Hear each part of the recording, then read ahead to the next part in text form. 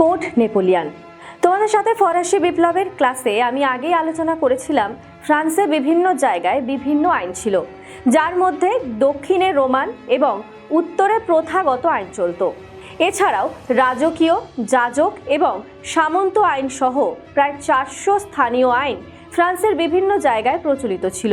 Napoleon এই সমস্ত আইনকে সরিয়ে 1804 সালে আইন সংহিতা প্রচলন করেন, যা কোড নেপোলিয়ান নামে পরিচিত। এই পদক্ষেপ ছিল তার জীবনের সবচেয়ে গৌরবের কাজ।